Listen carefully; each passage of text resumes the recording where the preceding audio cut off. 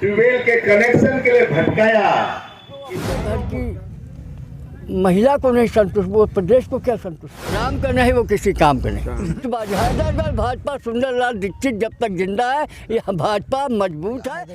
Bharatiya Janata party की seat लाखों मतों से जीतने जा रही। भारतीय जनता कॉलेज, महिला डिग्री कॉलेज और एक स्पोर्ट कॉलेज हैदरागढ़ में हम लोग अपने कार्यकाल में खुलवाने का सरकार से प्रयास करेंगे।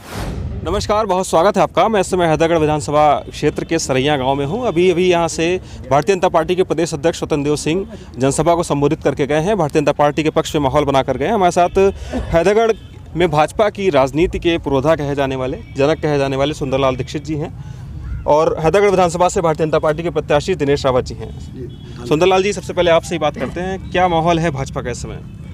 भारतीय जनता पार्टी का माहौल जैसे राम जन्मभूमि मूवमेंट में हुआ था, जनता एक हो गई थी, उसी तरीके से जैसे विधानसभा का चुनाव का ऐलान हुआ और राम जन्मभूमि मूवमेंट से भी तगड़ा जनसैलाब उमड़ करके भाजपा सरकार बनाने के कृत संकल्प है। समाजवादी पार्टी भी पूरा दम लगाए हुए है, खासकर अखिलेश यादव और उनके यहाँ से जो प्रत्याशी राम मगन जी, जो अपने घर की महिला को नहीं संतुष्ट, वो प्रदेश को क्या संतुष्ट करेगा? अर्पणा यादव को जो नहीं सुरक्षित रख सके। आज उनके पिता, अखिलेश के पिता मुलायम सिंह ने कहा, जब तुमको नहीं कहना चाहिए कि महिलाओं के लिए सबसे सुरक्षित जगह भारतीय जनता पार्टी। मुलायम सिंह यादव की बहू पे आपने निशाना साधा है। वो ऐसा कहा जा रहा था कि टिकट के लिए भारतीय जनता पार्टी में आई, इसके लिए नहीं आई। हाँ। उस परिवार से क्षुब्ध होकर, निराश होकर, वो परिवार पाकिस्तान की लाइन पर चल रहा था, इसलिए वो हिंदुस्तानी महिला होने के नाते राष्ट्रवाद के संकल्प में मोदी के चरणों में नतमस्तक है। लेकिन अखिलेश यादव कहते हैं वो भी सच्चे देशभक्त हैं। देशभक्त वो भी हैं, कैसे पाकिस्तान के राह में वो इतने बड़े देशभक्त हैं। अगर वो देशभक्त होते, राम भक्तों में गोली उनके पिता नहीं चलवाया था, क्या वो अपने बाप को नहीं रोक सकते थे उस समय? ये अच्छा संस्कृति इनकी है यहाँ, ये विदेश में पढ़े हैं। विदेश में जो पढ़ेगा उसको भारतीय कल्चर सभ्यता से क्या लेना देना है? इनको ज्ञान ही नहीं है भारतीय संस्कृति सभ्यता क्या है। बस अपनों परायक ज्ञान नहीं है। जिसको अपने परायक ज्ञान नहीं है, मीडिया के लोग, शिक्षक, किसान, मजदूर, ये कभी हाथ जोते हैं, कभी गाय चराए हैं, कभी भैंसे चराए हैं। ये कैसे पिछड़े दल के नेता झूठ बोलते हैं? ये कभी न खेती किए हैं, न जानवरों को चारा दिया है, न जानवरों को दूध पिया है। केवल हमारे बनाए दूध भले पिया हो, लेकिन उन्होंने जानवरों को चारा खिला करके दूध नहीं पिया। कहते हैं, वो तो कहते हैं हम यादव हैं, हम तो भैंस रखते हैं शुरू से। मैं यादव तमाम यादव अगर हैं असली यादव हैं आप, तो हिंदुत्व के लिए मरो, और जो हिंदुत्व के खिलाफ काम करे, जो राम का नहीं, वो किसी काम का नहीं। तो जो राम का है वो भारतीय जनता पार्टी में ही रहे, तभी वो राम का होगा। समाजवादी पार्टी में रहेगा तो नहीं होगा। समाजवादी पार्टी में पाकिस्तान के एजेंट रहे। मेरा गंभीर आरोप, अखिलेश की समाजवादी पार्टी जो पाकिस्तान का कार्य करता है, उसी में हम यहाँ मिलाते हैं। ये हमारी पार्लियामेंट नहीं चलने देते बदमाश लोग। भाजपा की ज्यादा संख्या हमारी है, ठीक है, लेकिन तुम विपक्ष, हम विपक्ष में 70 साल हम रहे। हम 7-8 बार हम विपक्ष के नेता माननीय अटल बिहारी वाजपेयी थे। जब देश संकट आता था तो हम सरकार का साथ देते थे। लेकिन ये सभ्यता न कांग्रेस में है, न यानी विपक्षी दलों में। सुंदरलाल जी, आपने जो वर्तमान विधायक है उनके खिलाफ भी मोर्चा खोल दिया था। अभी क्या हो गया ऐसा जो नाराज हो गया उनसे?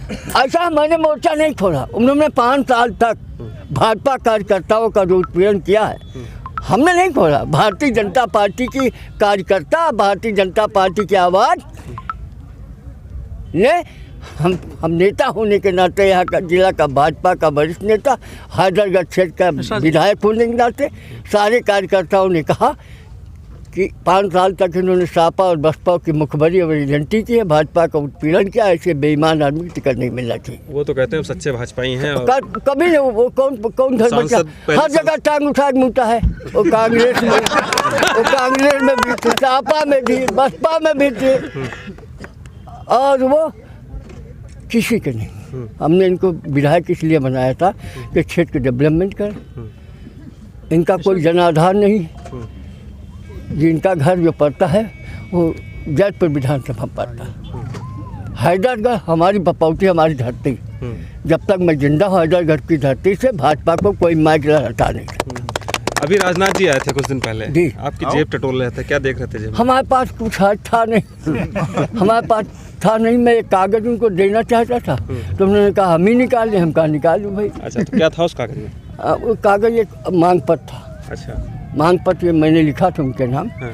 कि हैदरगढ़ अटल जी के, भारत रत्न पूर्व प्रधानमंत्री अटल जी के नाम एक डिग्री कॉलेज की स्थापना। अच्छा, नंबर उन तक पहुंच गया संदेश? जी। और दूसरी बात, हैदरगढ़ नगर पंचायत को नगर पालिका का दर्जा दिया गया। और हैदरगढ़ क्षेत्र के जो ग्रामीण अंचल हैं वहाँ पर शिक्षित बेरोजगारों को भेलवल, कमेला, सुब्याहा, कोठी और सराय गोपी, पलिया में लघु उद्योग धंधों की स्थापना की जाए जिससे लोगों को रोजगार मिल सके। सुंदरलाल लाल जी, आपने दिनेश रावत जी को कहा जाता है कि टिकट दिलाने में बड़ी अहम भूमिका निभाई इस बार, तो आपके विश्वास पात्र हैं ये? ऐसा है, यहाँ विश्वास पात्र का प्रश्न नहीं है। प्रश्न ये है, हैदरगढ़ की जनमानस की परीक्षा में जो पास होगा वही मेरा लाडला पुत्र है। मेरे उत्तराधिकारी के लिए हमने पिछली बार गलत चयन किया था, उसका फल मैं होगा 5 साल तक। अब हम गलती नहीं किए, हमने इनको अपना उत्तराधिकारी चुना है।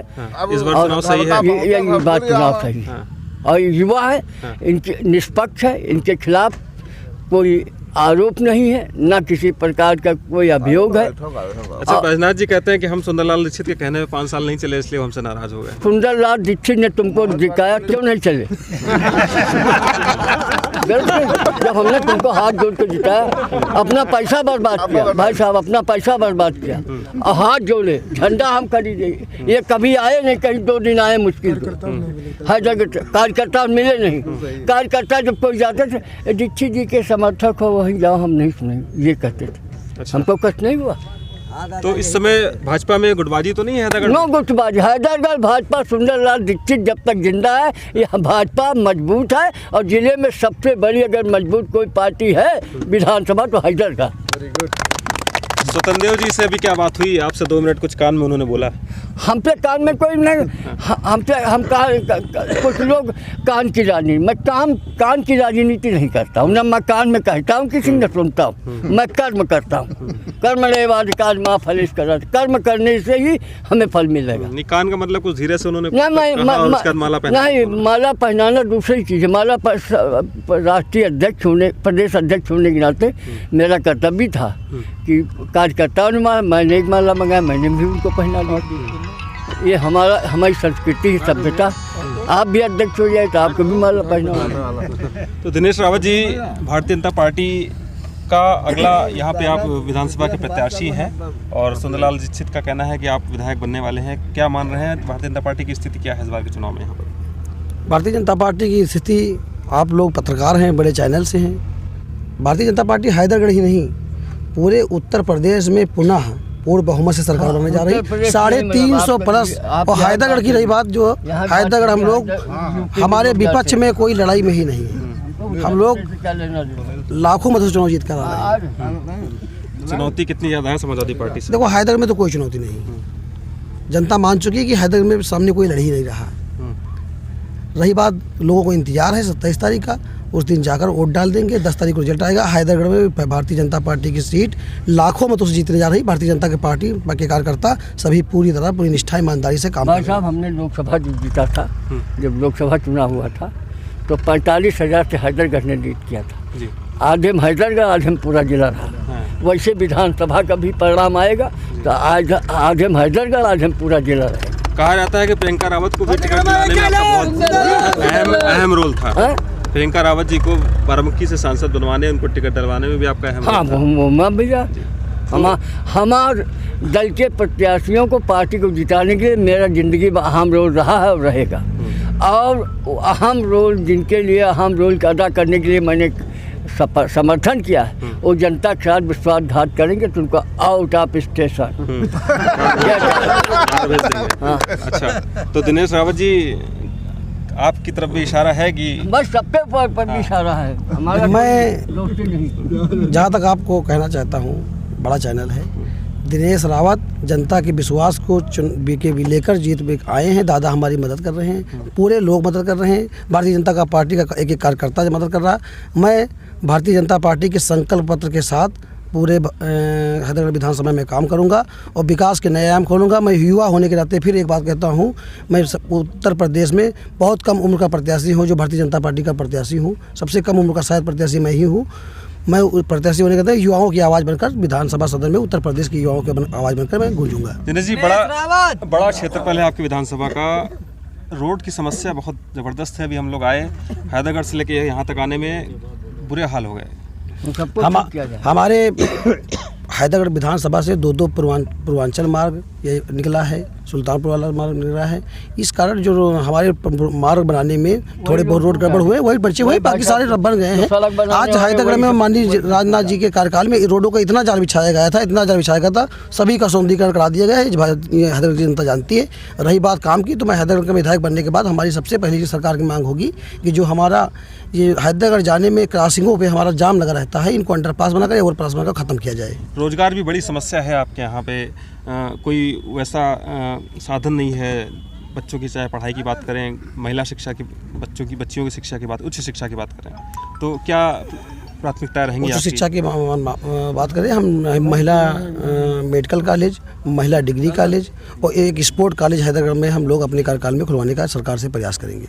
बैजनाथ रावत जी जो विधायक हैं, उन्होंने भी सैनिक स्कूल की मांग की थी यहाँ पर, हालांकि अभी तक उस पर कुछ हुआ नहीं। क्या मानते हैं आगे उस पर आप प्रयास करेंगे? अगर हो सकता ना हुआ हो, प्रयास करना सर हमारा लोगों का काम है। बाकी हमारी केंद्र सरकार है, राज्य सरकार है।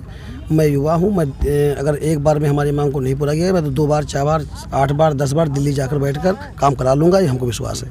दिनेश जी, जो विधायक हैं यहाँ पर बैजनाथ रावत जी, उनकी नाराज़गी से कोई असर या नाराज़गी नहीं है? रावत जी भारतीय जनता पार्टी के विधायक थे। वो आज भारतीय जनता पार्टी के परिवार के साथ पूरी निष्ठा, पूरी ईमानदारी से काम कर रहे हैं, लोगों के बीच में जा रहे हैं, हमको जिताने के लिए अपील कर रहे हैं।